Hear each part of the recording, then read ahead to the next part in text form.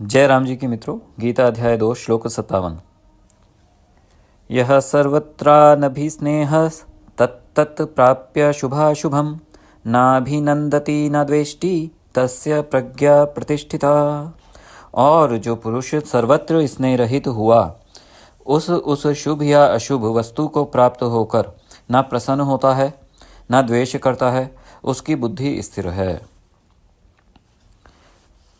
शब्दार्थ से समझते हैं।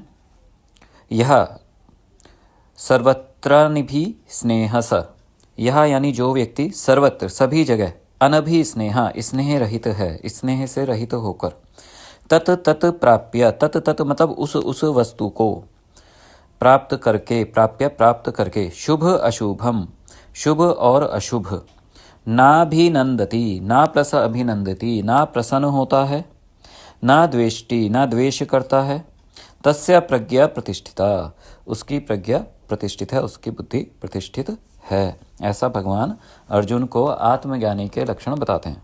अब थोड़ा गहराई से समझते हैं। प्रकरण यह चल रहा है कि अर्जुन को आश्चर्य होता है ज्ञान योगी आत्मज्ञानी के बारे में जानकर सुनकर।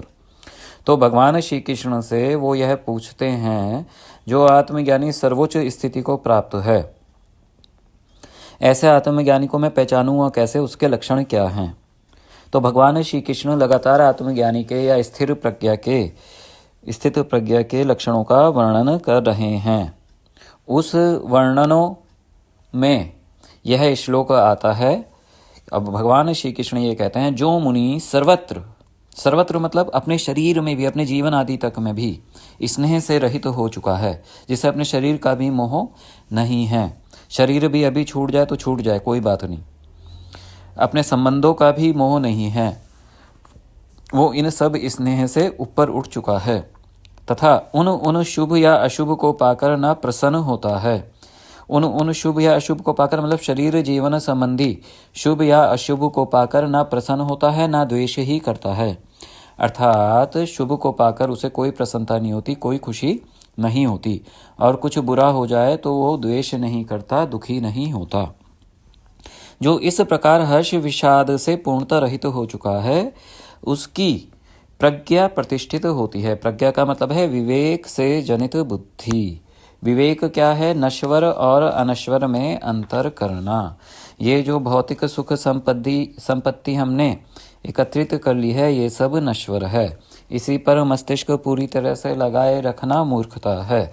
तो मेरे को कहाँ मन लगाना है? मुझे अपना आत्म तत्व में मन लगाना है, जो निरंतर है, अनश्वर है।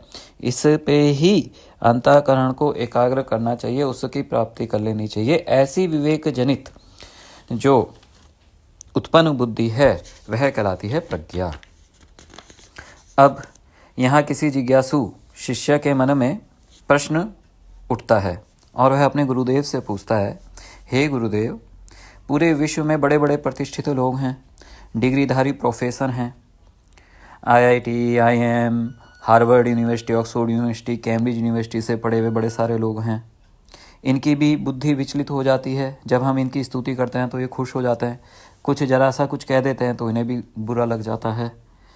ऐसी वकीलों को देखें, हम जजों को देखें, सरकारी अधिकारियों को देखें, IAS IPS ऑफिसर को देखें, उनको यदि हम कुछ सही बात बताकर उनकी त्रुटि दिखला देते हैं तो वो भी क्रोध से भर जाते हैं। और तो वह राष्ट्रपति, प्रधानमंत्री, गृह मंत्री, अन्य मंत्रियों की भी ये इच्छा होती है कि इसका उद्घाटन मेरे द्वारा ही हो, मेरा नाम इतिहास में दर्ज हो जाए। तो ऐसा करके उनको अपना प्रशंसा की इच्छा होती है, वो खूब खुश होते हैं, अंदर से उन्हें सुख मिलता है। यहाँ तक कि जो अमेरिका का राष्ट्रपति है, जो विश्व का नंबर 1 देश है शक्ति से संपन्न, शक्ति की दृष्टि से, उसका जो राष्ट्रपति है वह भी स्तुति करे जाने पर खुश होता है, और कुछ विपरीत व्यवहार हो जाए तो एकदम से क्रोध से भर उठता है। तो फिर हे गुरुदेव, भला ऐसा कौन है जो अपनी स्तुति करने पर प्रसन्न नहीं होता? ऐसा कौन है जो विपरीत व्यवहार करे जाने पर दुखी नहीं होता? और जो बड़े बड़े व्यापारी हैं, उनकी स्थिति तो इन राज कर्मचारियों, इन सरकार के लोगों से भी बहुत अधिक नीची है। और विद्वानों की हम बात करें तो वे भी विपरीत व्यवहार में क्रोधित होते हुए दिखते हैं। तो ऐसा तो कोई व्यक्ति हमारे को दिखता ही नहीं है, ऐसा शिष्य अपने गुरु से पूछता है। तो गुरुदेव उत्तर देते हैं कि आत्मज्ञानी इन सभी से ऊपर होता है, और ये आत्मज्ञानी तुम्हारे को आराम से नहीं दिखेगा, इसको ढूंढना पड़ता है। वो तो कहीं छिपा हुआ है, छिपा हुआ से मतलब है वो एक छुपा रुस्तम की तरह है, वो लोगों के बीच में काम भी कर रहा है और लोग उसे पहचान नहीं पाएंगे। तो एक ग्रंथ है त्रिपुरा रहस्य, परशुराम जी को उनके गुरु दत्तात्रेय जी उपदेश दे रहे हैं उसमें। तो एक जगह ऐसा आता है कि सबसे कठिन क्या है, तो उत्तर आता है कि सबसे कठिन है आत्मज्ञानी को पहचानना। तो ये इतना आसान नहीं है, आत्मज्ञानी तो राष्ट्रपति, प्रधानमंत्री, इन सबसे बहुत ऊपर है। तो पहले तुम ये समझ लो कि आत्मज्ञानी इन सबसे ऊपर है, वो आराम से नहीं मिलेगा, आराम से नहीं दिखेगा। उसको तो आप तभी पहचान पाओगे जब बहुत अधिक सूक्ष्मता से निरीक्षण करोगे बहुत बड़ी जनसंख्या का, तब कहीं जाकर आप उसे पहचान पाओगे। और उसमें भी तब पहचान पाओगे जब आपको समशास्त्रों का मर्म गहराई से पता है, अन्यथा आप भी नहीं पहचान पाओगे।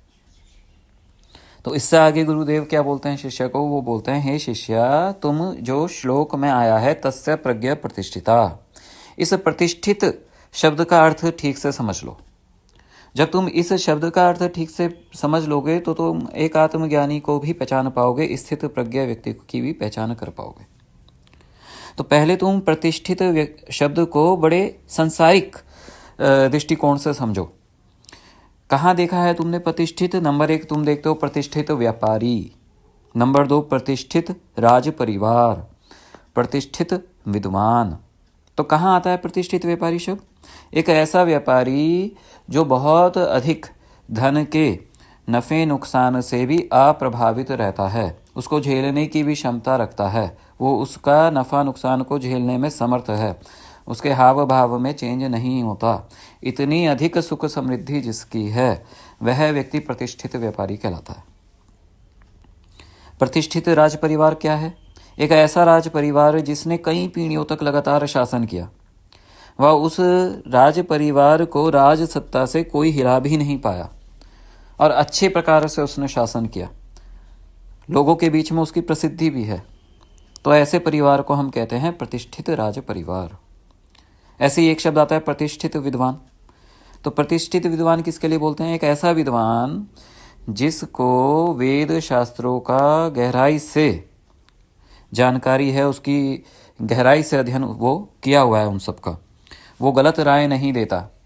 जब लोग उसके पास कुछ पूछने जाते हैं तो वो सही राय देता है,